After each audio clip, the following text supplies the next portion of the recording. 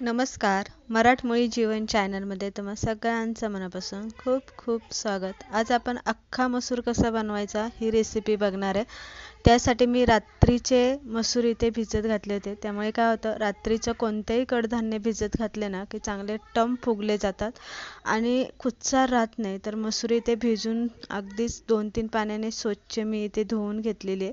आता मसूर बनवण्यासाठी आपण इथे मसाला बघणार आहे. तर मी इथे हिरव्या मिरच्या 2-3 घेतलेल्या आहे, कढीपत्ता, आलं लसूण, जिरी, खडा मसाला आपल्याला इथे लागणार आहे. एक छोटी वाटीभर मी टोमॅटो चिरलेला आहे आणि अख्खा मसूर बनवताना ना कांदा आपल्याला इथे जास्त वापरायचा असतो आणि दुसरी गोष्ट म्हणजे कांदा एकदम बारीक चिरायचा.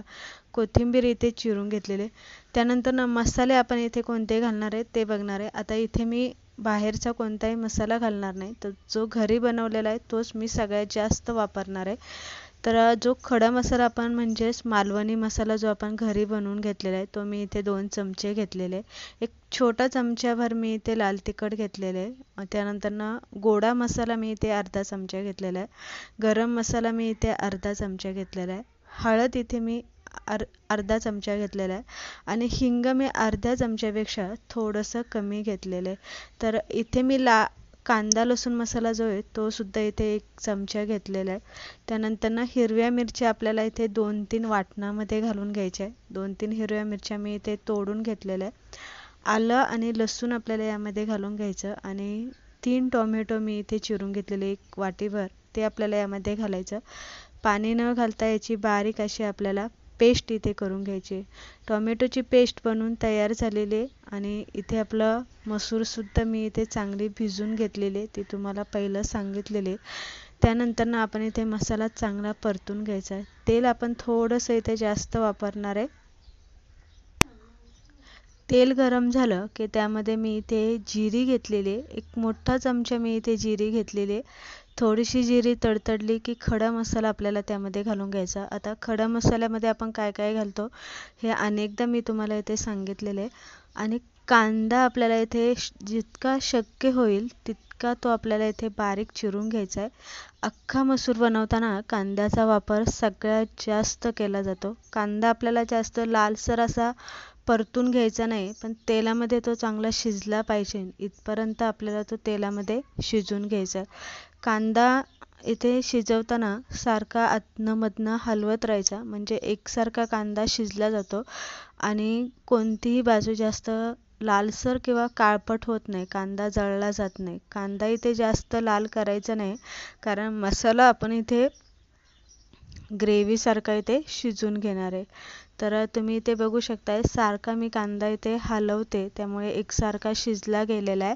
आणि दुसरी गोष्ट म्हणजे जेव्हा कांदा शिजला जातो तेव्हा तो जेवढा आपण घातलेला असतो त्यापेक्षा बराच तो कमी होतो शिजून.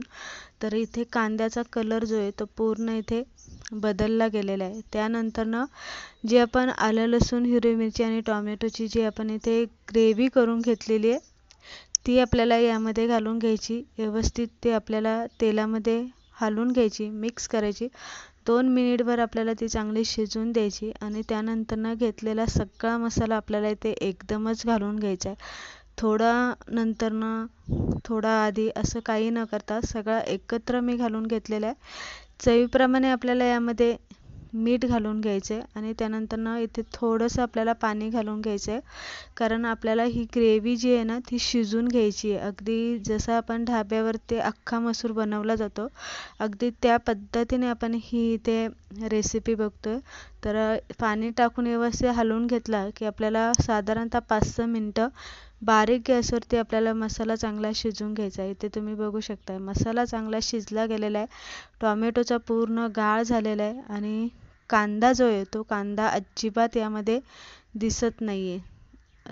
तर इथे कांद्याचा सुद्धा चांगला गाळ झालेला आहे. अख्खा मसूर बनवताना आपण इथे मसूर शिजून घेतलेला नाही आहे, तर आपण डायरेक्ट मसाल्यामध्येच शिजवून घेणार आहे. आता तो कसा शिजवायचा ते सुद्धा मी इथे दाखवणार आहे. अख्खा मसूर बनवताना मसूरचा जास्त गाळ होईपर्यंत शिजवला जात नाही, पण अगदी मऊसूत होईपर्यंत तो शिजवला जातो. यामध्ये पाणी घालायचं आहे.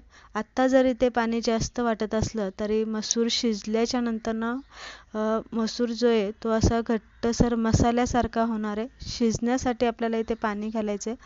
मसूर शिजवताना पळी आपल्याला अशीच ठेवायची आहे त्या कढईमध्ये आणि वरून झाकण घालायचं, म्हणजे वाफ निघत मसूर शिजली की मसूरला चव चांगली लागते. तर मसूरला जेव्हा आपण शिजवताना तुम्ही ते बघू शकताय पाणी भरपूर होतं, पण शिजल्याच्या नंतर पाणी कमी झालंय आणि मसूरला घट्टसरपणा आलाय. तर इथे तुम्ही बघू शकताय साधारणतः मला हा मसूर शिजण्यासाठी 15 ते 20 मिनिटं आपल्याला इथे लागू शकतात. एकदम मऊसूद असा मसूर शिजला गेलेला आहे. 2 बोटांमध्ये अगदी त्याचं पीठ होते.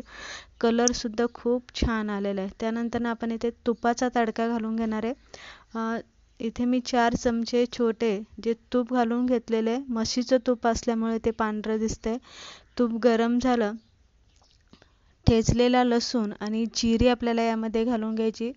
थोडासा हिंग यामध्ये घालायचा आहे. त्यानंतर यामध्ये आपल्याला 2-3 बेडगी मिरची घालायची आणि नंतर सगळ्यात शेवटी आपल्याला लाल तिखट थोडंसं घालून हा तडका लगेच मसूरवरती घालून घ्यायचा. तर इथे तुम्ही बघू शकता अशा पद्धतीने आपण मसूरवरती तडका घालून घेतलेला आहे. थोडीशी बारीक चिरलेली कोथिंबीर घालून घ्यायची आणि व्यवस्थित मसूर इथे हलवून घ्यायचा आहे. छान असा घट्टसर झालेला आहे. इतकासाच आपल्याला तो पातळ ठेवायचा आहे, कारण मसूर थंड झाल्याच्या नंतर घट्ट होतो, पाणी ते शोषून घेतो. कलर खूप छान आलेला आहे. तर अशा पद्धतीने एकदम साध्या सोप्या पद्धतीने आज आपण इथे ढाबा स्टाईल अख्खा मसूर कसा बनवायचा ही रेसिपी पाहिलेली आहे.